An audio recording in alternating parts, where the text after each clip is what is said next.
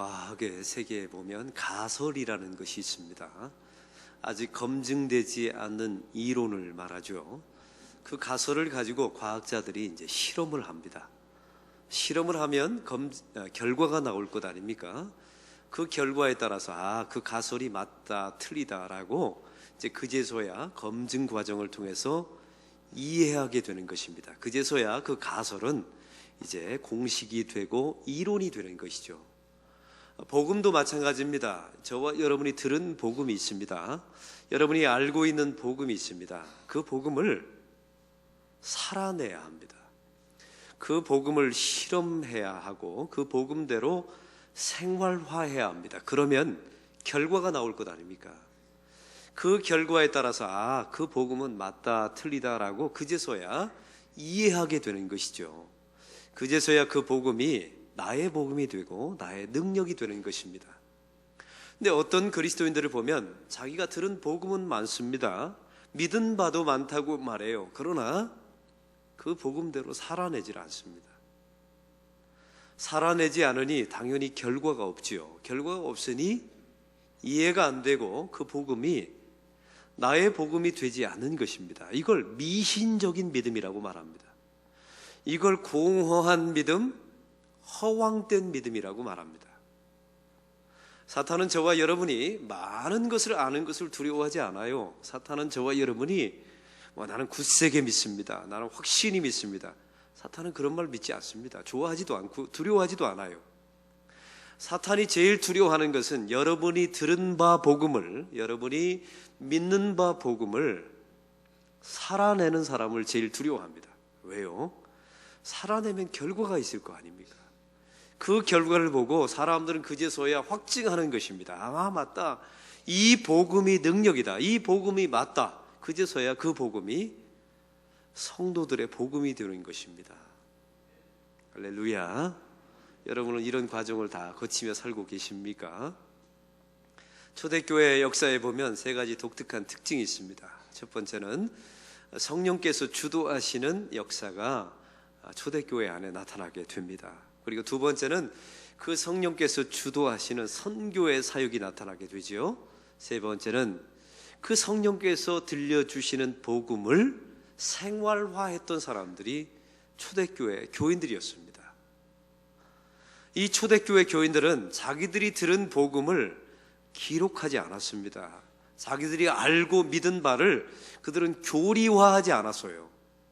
그들은 자기가 들은 복음을 살아냈습니다. 자기가 믿은 바대로 그 말씀을 실험했다는 말입니다. 그래서 초대교회 안에 놀라운 복음의 역사가 나타나게 된 것입니다. 그러면 그들이 들은 복음을 어떻게 생활화했을까요? 두 가지 방법으로 생활했지요. 첫 번째는 죽음의 두려움을 무릅쓰고 그들은 복음을 증거하는 사람이 되었습니다.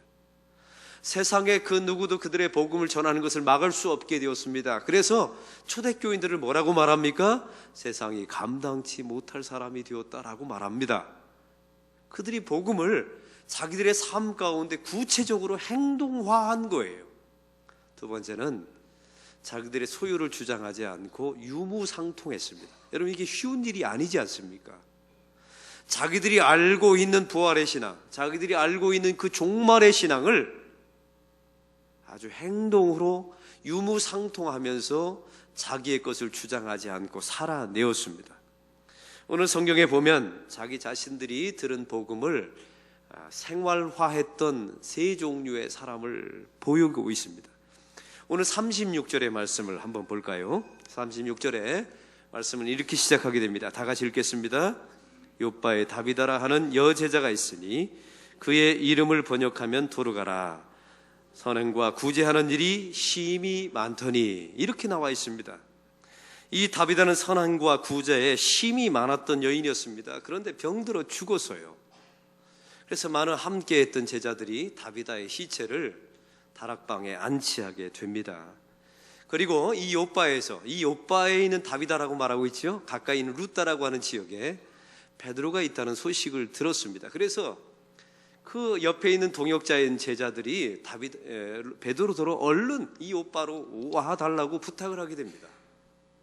그래서 부랴부랴 이 18km 정도 되는 거리를 베드로가 욥바로 찾아오게 되죠. 와보니까 다락방에 예수님을 따르던 여제자 다비다의 시신이 놓여 있는 것입니다.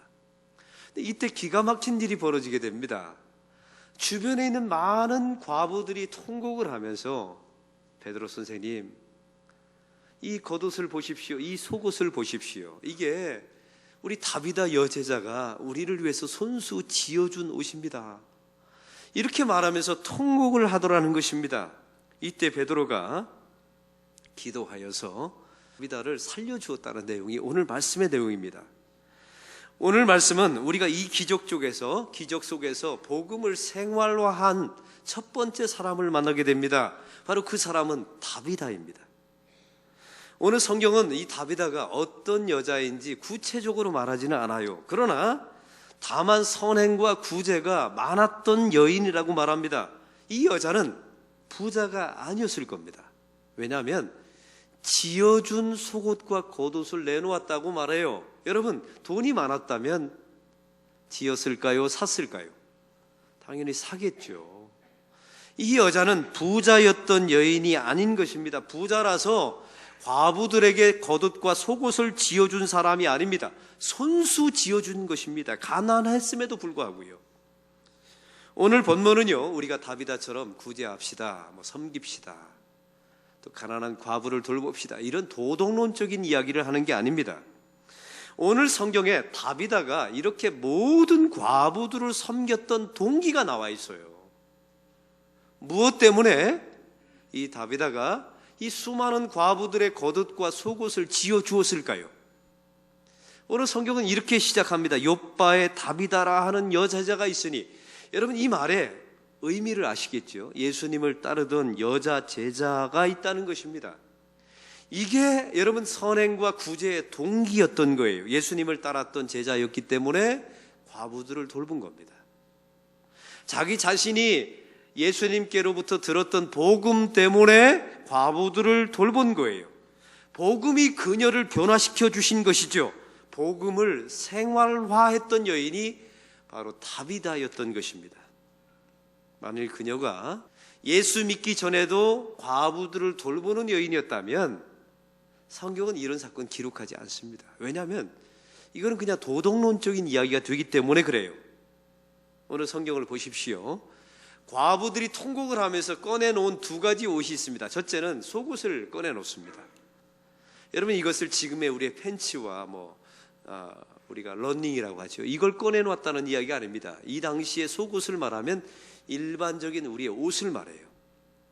또 한 가지 겉옷을 꺼내놓았다고 말합니다. 이 겉옷은 그 당시의 망토입니다. 햇볕을 가리는 망토이면서 재산적인 가치가 있는 옷이 바로 겉옷이었어요. 다비다는 이것을 부자여서 준 게 아닙니다. 만들어서 주었어요. 가난함에도 불구하고 말이죠.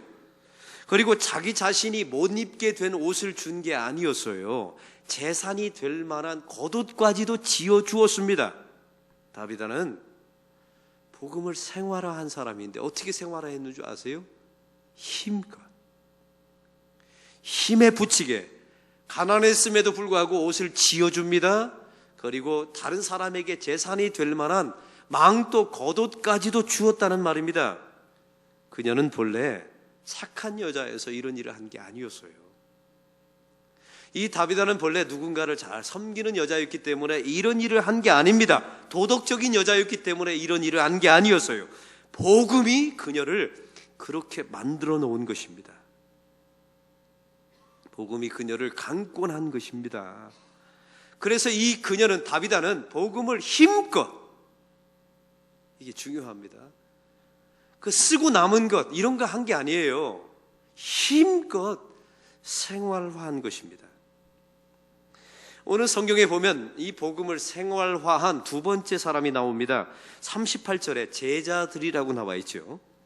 이 욥바에 예수님을 믿었던 많은 제자들이 있었습니다. 그런데 자기의 동료였던 여제자 다비다가 죽은 것입니다. 그런데 가까이 루다에 베드로가 있다는 소식을 듣고 이 함께 동역자였던 제자들이 베드로를 청합니다. 와 달라고 말합니다. 그런데 이상한 점이 있어요. 오늘 37절에 보니까 이렇게 나와 있습니다. 그 남겨진 동역자인 제자들이 다비다를 씻어서 타락에 누이니라. 이 당시 유대인들의 풍습을 보면 남자들은 2층에서 살았고요. 왜냐하면 좀 편리하니까. 남자들이 좀 이기적이었어요. 여자들은 다락방으로 몰아버렸다 합니다. 여자아이나 또 여자들은 2층에 올라가서 다락방 생활을 한 거예요. 근데 일단 장례식이 나면 여자든 남자든 다 1층에다 안치를 했다는 겁니다. 왜요? 그래야 오는 하객들이, 조문객들이 편리하니까요. 2층에다가 시체를 안치하는 법은 없었다는 겁니다. 근데 오늘 성경을 보십시오. 이 다비다와 함께 했던 제자들이 염습을 해서 깨끗하게 씻어서 이 다비다의 시체를 다락방에 안치를 하게 됩니다. 다락방이라는 것은 집에서 가장 높은 공간입니다. 여러분, 이걸 물리적인 공간으로 생각하시면 안 됩니다. 여러분, 구약에 보면 열왕기상 17장에 보면 엘리야 사건이 나와요. 사르밧 과부의 집에 가서 음식을 함께 먹었지요. 굶주려 죽어가는 그 여인과 함께 음식을 만들어서 먹습니다. 놀라운 음식을 만드는 기적을 베풀지 않습니까? 그런데 그 사르밧 과부의 아들이 죽습니다. 이때 엘리야가 어떤 행동을 보입니까? 그 죽은 사르밧 과부의 아이를 안고 다락방으로 올라가서 기도해서 거기서 아이를 살려요. 거기가 바로 다락방입니다. 사도행전 2장에 보면 120명의 성도들이 모여서 기도하는 장면이 나옵니다. 그곳에 강력한 성령의 역사가 있었죠. 바로 거기가 마가 다락방이었습니다. 성경이 말하는 다락방은 물리적인 공간이 아니라 생명의 공간, 또 사람을 살리는 부활의 공간이었던 것입니다. 사랑하는 성도 여러분, 베드로를 오라청했던 그 제자들이 왜 다비다의 시신을, 그 당시에 모든 사람들은 다 1층에 안치를 했는데 왜 2층의 다락방에 안치를 했을까요? 그들은 부활의 신앙을 믿었던 사람들이었습니다. 예수님께서 얼마 전에 부활하셨지 않습니까? 죽음을 깨트리고 무덤을 깨트리고 부활했습니다. 여러분, 이들 안에는 그 부활의 신앙이 있었던 거예요. 그 부활의 신앙을 생활화하려고 그 죽은 사람을 떼매고 2층 다락방에 올라가서 안치를 한 것입니다. 사랑하는 성도 여러분, 저와 여러분의 문제와 고통과 고민거리가 있습니다. 그건 다 시체에 해당됩니다. 여러분이 그거 아무리 고민해봤자 해결할 수 없는 문제들이 있죠.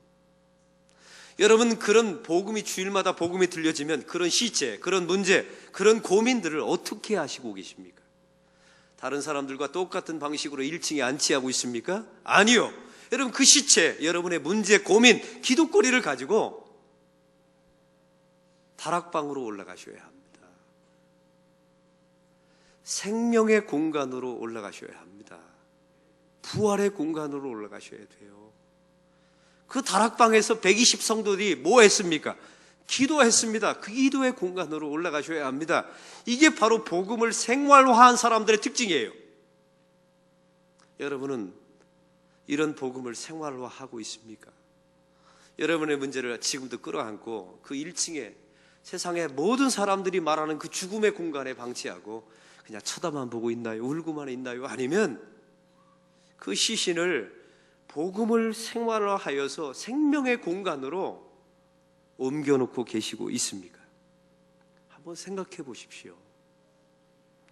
오늘 성경의 세 번째 복음을 생활화했던 사람이 있습니다. 바로 이 사람은 베드로입니다.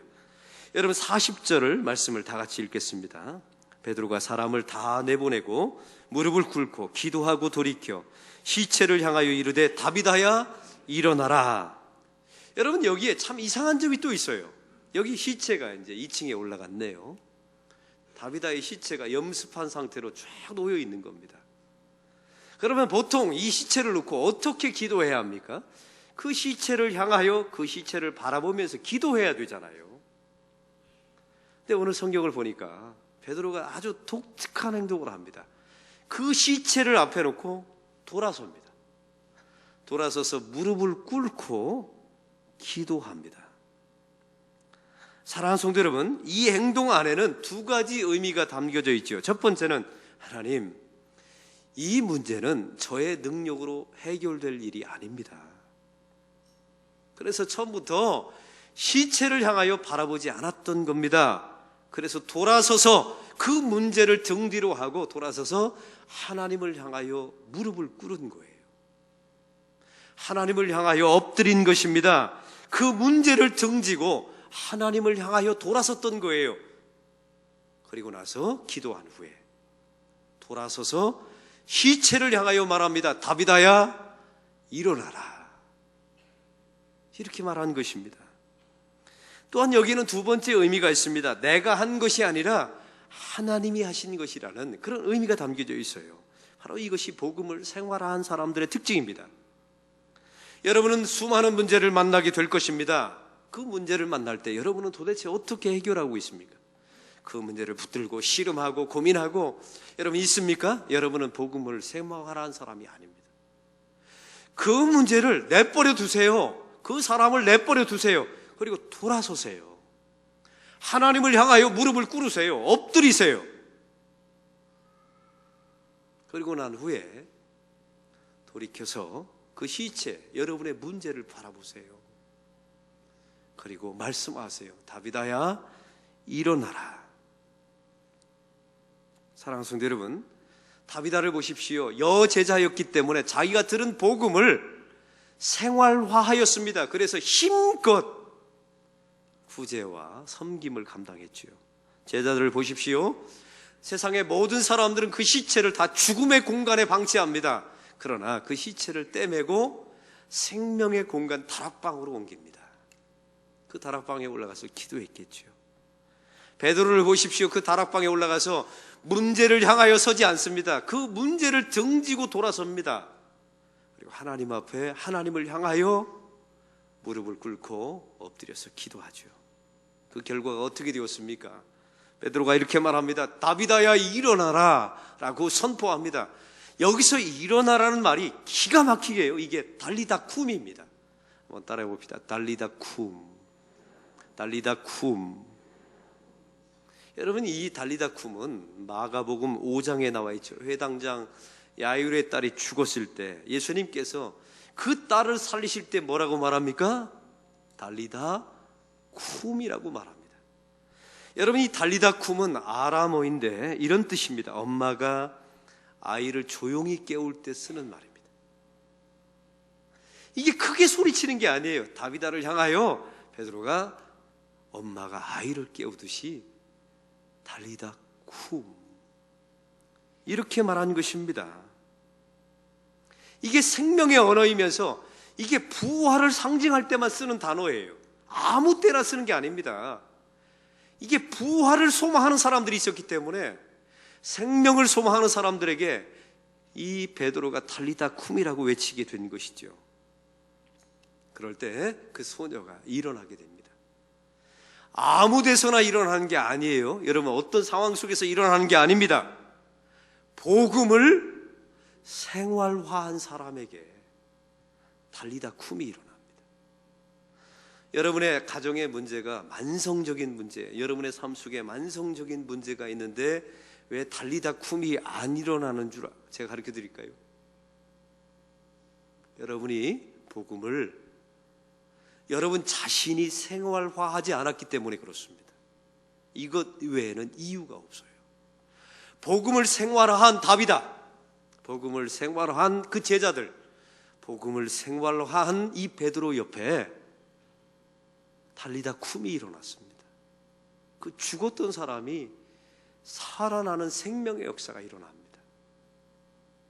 저는 이걸 믿습니다. 이 복음을, 내가 전해들은 복음을 생활화해 보세요. 그러면 반드시 달리다 쿰이 일어납니다. 반드시 일어납니다. 일어날 수밖에 없습니다. 본래 생명의 역사는 그런 곳에 일어나는 거예요. 다비다는 누구에게 보여주려고 한 게 아닙니다. 보상받으려 한 게 아니에요. 여제자였기 때문에, 복음을 들었기 때문에, 복음을 믿었기 때문에 한 것입니다. 생활한 것이죠. 참 사람은 이상한 게 있어요. 그 사람이 어떤 사람인지, 어떤 신앙을 가지고 있었는지 살아있을 때는 잘 모릅니다. 왜냐하면 사람들이 얘기를 안 해줘요. 우리 장로님이 어떤 분이신지, 권사님이 어떤 분인지 사람들이 대놓고 얘기 안 합니다. 근데 일단 죽으면요, 그제서야 사람들이 이야기해요. 두 종류로 이야기합니다. 아, 참 아까운 분이시다. 겉옷과 속옷을 꺼내면서 저분의 죽음은 참 안타까운 죽음입니다. 이렇게 말하는 사람이 있는가 하면요, 어떤 사람은 아, 잘 죽었다. 교회를 그렇게 힘들게 만들더니, 사람들을 그렇게 불편하게 만들더니, 그렇게 이기적으로 살더니 참 잘 죽었다. 죽은 후에 평이 내려집니다. 살아있을 때는 몰라요. 죽은 후에 알려지게 됩니다. 우리 교인들 가운데 보면요, 이 다비다처럼 살아낸 사람들의 장례를 가보면 분위기가 다릅니다. 이게 꼭 부흥 집회 같아요. 목사가 설교하는데 막 얼마나 신나는지 몰라요. 남의 장례식 가서 이 표현 써서 보면 이게 부흥 집회 같아요. 근데 어떤 집안에 가면 할 이야기가 없어요. 왜냐하면 잘 죽었거든요. 할 이야기가 없습니다. 그래서 억지로 짜냅니다. 목사가요, 진짜 하고 싶지 않은 말을 억지로 하는데 교인들도 다 눈치채요. 저 목사가 억지로 하고 있다는. 왜냐하면 그 죽은 고인의 삶을 알고 있거든요. 사랑하는 성도 여러분, 어떤 사람들은 이렇게 말합니다. 목사님, 죽음 이후의 일을 뭘 걱정합니까? 죽음은 다 끝난 것 아닙니까? 아니요, 끝나지 않아요.